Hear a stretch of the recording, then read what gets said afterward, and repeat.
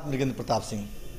बिहार विधानसभा चुनाव को लेकर के राजनीतिक सरगर्मी बढ़ चुकी है और इस राजनीतिक सरगर्मी में हम यह टटोलने की कोशिश कर रहे हैं कि जो नेता, जो कार्यकर्ता पिछले 5 सालों से जमीन से जुड़ा हुआ है, अपने क्षेत्र से जुड़ा हुआ है, अपने विधानसभा क्षेत्र से जुड़ा हुआ है, उसका क्या स्थिति है, उसका क्या फीडबैक है। और इस बार का चुनाव इसलिए अहम है कि ये कोरोना काल में चुनाव हो रहा है। तो आज हम जिस शख्सियत से बात करेंगे वो किसी परिचय के मोहताज नहीं है, क्योंकि वो वर्तमान में बांकीपुर विधानसभा क्षेत्र से विधायक हैं और भारतीय जनता युवा मोर्चा के प्रदेश अध्यक्ष रह चुके हैं। सबसे पहले नितिन नंदन जी, आपका बहुत बहुत स्वागत है। पहला सवाल मेरा यह है कि आप बताइए, कोरोना काल में जिस तरीके से विपक्ष आरोप लगाता रहा है, ये किसान बिल पे आरोप लगाता रहा है, उसका कितना प्रभाव इस बार के चुनाव पर रहेगा और आपके विधानसभा क्षेत्र में इसका क्या प्रभाव रहेगा? सबसे बड़ी बात है कि कोरोना काल पे किसी भी विषय पे विपक्ष को बात करने का नैतिक अधिकार नहीं है।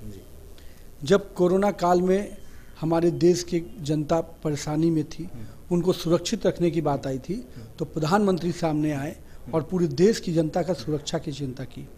उन्होंने कहा पहले सुरक्षा, उसके बाद हम आर्थिक चीज़ों पर ध्यान देंगे। और कहीं ना कहीं उस कालखंड में भी हमारे भारतीय जनता पार्टी के कार्यकर्ता हों, एक एक लोगों के बीच में राशन बांटने से लेके घरों में जाने, मास्क वितरण से लेके सैनिटाइजेशन तक। आप बता दीजिए कि किसी विपक्ष के नेता की कहीं पर सैनिटाइजेशन कराते हुए नजर आया हो, कहीं पर मास्क बांटते हुए नजर आया हो, कहीं पर लोगों को अवेयर करते हुए नजर आया हो, कहीं पर लोगों को राशन बांटते हुए नजर आया हो। तो राजनीति करने का अधिकार किनको होता है? जो राजनीति में सामाजिक रुचि दिखाते हैं, समाज के साथ आप खड़े नहीं रहे और अब चुनाव में आए राजनीति करने के लिए। अच्छा सर, ये पलायन को लेकर के जिस तरीके से पलायन का भी एक सवाल रहा और कोरोना काल में काफ़ी सारे लोग जो बिहार प्रदेश में नहीं थे, दूसरे प्रदेशों में कार्य कर रहे थे, उनको बहुत ज़्यादा दिक्कत का सामना करना पड़ा है। मैं आपसे जानना चाह रहा हूँ कि बांकीपुर विधानसभा क्षेत्र में जो लोग रहते हैं, जो बाहर कमाते थे, उनसे आपने कैसे संपर्क किया और 5 सालों में क्या कुछ ऐसा कार्य किया है जिससे आपको लगता है कि इस बार के विधानसभा चुनाव में आप देखिए के साथ जनता रहेगी? 2 सवाल है। पहला सवाल जो आपने पलायन को लेकर किया है, सबसे पहले ये समझिए कि देश बिहार से 21 लाख लोगों को बाहर से यहाँ आने का काम हुआ और करीब उतने ही लोगों को उनके अकाउंट में 1000 रुपया दिया गया, जो कि किसी भी प्रदेश में देश में इतना बड़ा काम नहीं हुआ होगा। 21 लाख लोगों को 1000 रुपया बिहार जैसे गरीब राज्य अपनी गरीब जनता की चिंता की।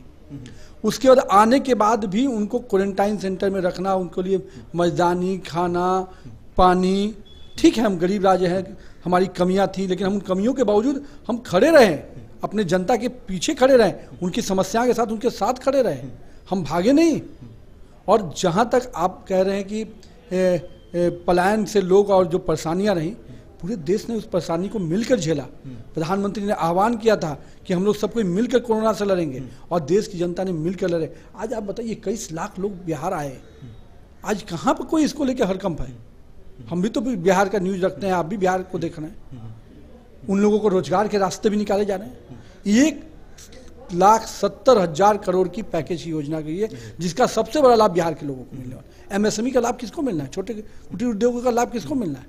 लेकिन क्या है कि विपक्ष तो ये बताता कि उसने इस विपदा में क्या किया। केवल टूरिज्म किया। कहाँ थे तेजस्वी यादव, कहाँ थे कांग्रेस के बड़े नेता लोग?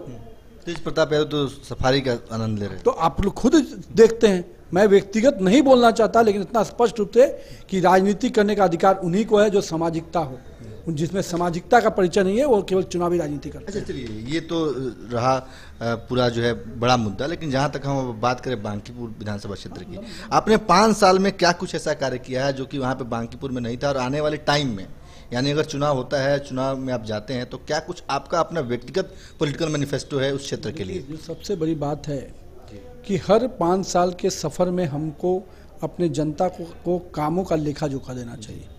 मैं अगले 3-4 दिन के अंदर 5 साल की पूरी योजनाओं का और जो मेरे क्षेत्र में विकास की योजनाएं हुई, उनका पूरा लेखा जोखा दे के ही जनता के बीच में जाऊंगा। शायद और भी विधायक होंगे और भी सांसद मंत्री हैं सब।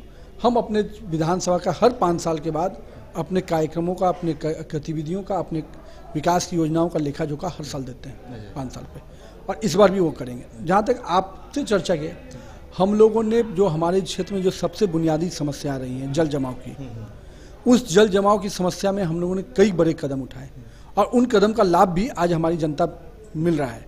44 करोड़ की योजना से बेऊर से लेकर चाणक्य लॉ कॉलेज का सम्प हाउस और ड्रेनेज का काम 2017 में हम लोगों ने शुरू कराया। वो काम 80% कंप्लीट हो चुका है और उससे वार्ड नंबर 15 से लेके वार्ड नंबर 19 तक के लोगों को जल जमाव से मुक्ति में अभी हम लोग का जो ये जो जल जमाव की जब बात आती है तो इतने दिन से सरकार में जो है बीजेपी और जदयू रही, लेकिन जब बाढ़ आया तो बिल्कुल पंप हाउस काम नहीं करना, ये कहाँ पे गड़बड़ी मानते हैं आप इसको? मानिए कि किसी भी व्यक्ति की शॉर्टफॉल कमी और जो कमियां होती हैं उसको हम लोगों ने कभी नज़रअंदाज नहीं किया और कमियों को हमेशा अवसर में बदलने का काम हम लोग किया। पिछले बार बाढ़ आई, जिन कमियों के कारण आई उस सारे लोगों पे कार्रवाई हुई और एक एक चीज़ों पे मॉनिटरिंग हुआ। माननीय मुख्यमंत्री से लेकर माननीय उप मुख्यमंत्री खुद स्पेशल मॉनिटरिंग किए और उसका फलाफल आप देख सकते हैं कि इस साल उससे अधिक रेनफॉल हुआ है और जो वन पार्टिकुलर डे का भी जो रेनफॉल है वो 3 दिन जून महीने में काउंट किया गया। तो आप देख सकते हैं, लेकिन इस बार क्या आप बताइए, यही पटना में हाँ जहाँ कमियाँ थी, पिछले बार सम्प हाउस पे जो पानी आया उसी समय सम्प हाउस अगर चल गया होता तो पानी का जो लॉगिंग होता इतने भयावह नहीं होता। मेरे जो इलाके हैं जहाँ पर पानी का मेजर हुआ पिछले बार, पूरा राजेंद्र नगर तो कुम्हार का इलाका है, जो मेरे इलाके डूबे वो कांग्रेस मैदान का इलाका था, जो कांग्रेस मैदान लोहानीपुर का। उन इलाकों में भी पानी का नियम ये है कि जब तक आगे का पानी नहीं निकलेगा पीछे का पानी नहीं निकल सकता। इस बार पूरे नाला रोड को अलग से कटिंग करके चैनल बनाया गया, सारे अस्थायी सम्प हाउस बनाए गए और आज हम लोग कह सकते हैं कि आज बड़े पैमाने पर बारिश होने के बावजूद भी पटना को कुछ छिटपुट इलाके छोड़ दिए तो हम सभी इलाकों को जल जमाव से मुक्त रखे हैं और जो जो चीज़ें हमारी कमियां थी हमने उसको स्वीकार भी किया, कहीं हम पीछे नहीं हटने गए। हाँ, राजनीति रोटी जो सेकना है सेकेंगे, लेकिन पिछले 15 सालों का सफर या पिछले 5 वर्षों का सफर, उन सभी सफर पे चर्चा होनी चाहिए। खास महल चिनियाटा डूबता था, हम लोग सब कोई गवाह हैं, चांदमारी रोड डूबता था पिछले ही बरसात में, जब इतना बड़ा आपदा बाढ़ था। आप बता दीजिए, चांदमारी रोड डूबा हुआ था, खास महल डूबा हुआ था। हम लोगों ने वहाँ योजना है कि 2.5 करोड़ की रुपया, अभी पोस्टल पार्क में 1.5 करोड़ की योजना चल रही है जो कि समाप्ति से पूरा चांदमारी रोड और खास महल का पानी निकलेगा। तो ऐसी नहीं है सरकार की। देखिए, एक है जिस राज्य के आप विकास में लगे थे उसका जो ग्रेजुअल विकास होता है एक दिन में। आज पहले नगर निकाय को कितनी ताकत थी, नगर माननीय प्रधानमंत्री ने 15th फाइनेंस कमीशन में जब नगर निकाय को और पंचायतों को डायरेक्ट राशि देना शुरू किया तो नगर निगम हमारा स्ट्रेंथन हुआ। आज इसी बिहार पटना में एक ट्रैक्टर में आधा कूड़ा ट्रैक्टर पे होता था, आधा कूड़ा सड़कों पे होता था। आज उसी पटना में 1 दर्जन से अधिक गाड़ियां हर वार्ड में चल रही हैं। ये हमारी सरकार की देन है ना। अच्छा, एक सवाल एक बार बताइए, जैसे अभी बांकीपुर विधानसभा क्षेत्र में जो है जितने भी सारे प्रत्याशी हैं, देखने में आ रहा है, सुनने में भी आ रहा है, खबर एकदम इसका पुष्टि हो चुका है कि वहाँ से पुष्पम प्रिया चौधरी भी मैदान में आ रही हैं, ताल ठोक रही हैं। वहाँ से क्या कुछ प्रभाव रहेगा उनके चुनाव लड़ने से? मेरा मानना है कि लोकतंत्र की यही खूबसूरती है कि हर आदमी को अपना अधिकार होता है चुनाव लड़ने का, और मैं तहे दिल से उनका स्वागत करता हूँ कि लोकतंत्र के इस महापर्व में आप भी शुमार कर रही हैं।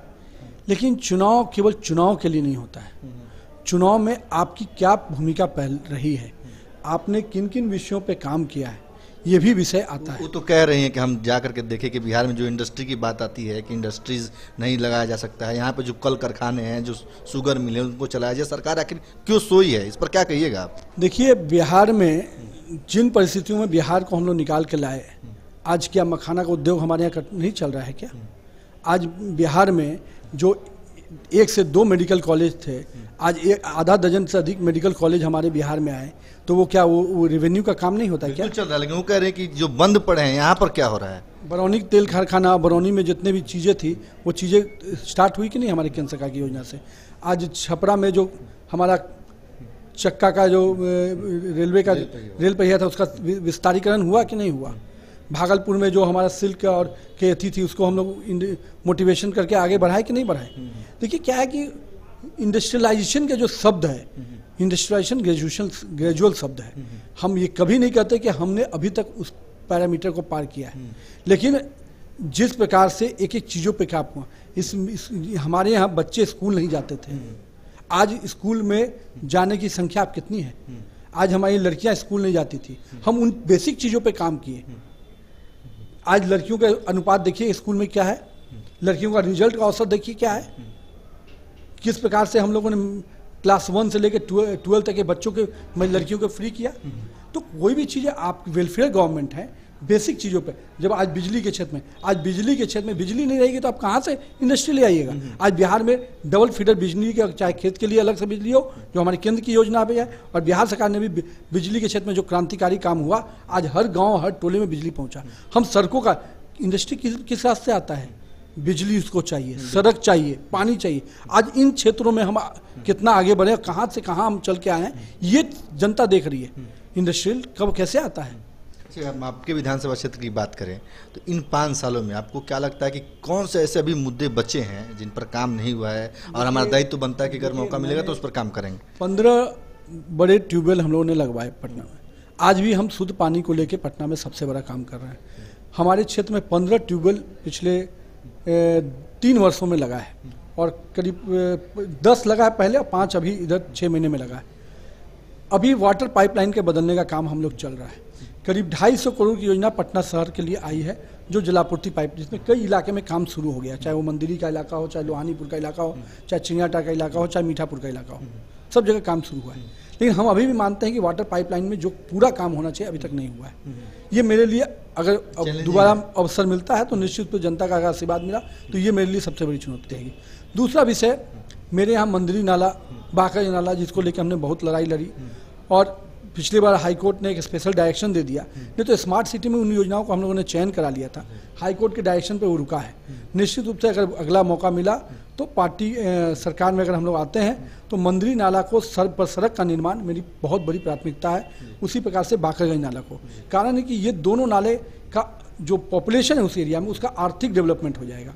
वो अपने आप में ऐसा स्लम एरिया बनता जा रहा है कि अगर हम उस प्रकार से सड़कों का निर्माण और बाकी चीज़ें होंगी तो उस एरिया का पूरा डेवलपमेंट होगा। बहुत बहुत धन्यवाद। तो ये थे हमारे साथ नितिन नवीन जी, जो बांकीपुर से विधायक और इस बार बीजेपी के प्रत्याशी हो सकते हैं, और इनका स्पष्ट तौर पे कहना है कि अगर जनता मौका देती है तो मंदिरी का जो इलाका है, जहाँ पर नाले हैं, उसके बगल का जो सड़क है उस पर कार्य होगा, और तमाम सारे क्षेत्र हैं जिस पर इनको काम करना है। आपने बहुत बेबाकी से इनको सुना भी। तो इसी तरह के तमाम सारे वीडियोज़ को देखने के लिए देखते रहें सिटी पोस्ट लाइव। धन्यवाद।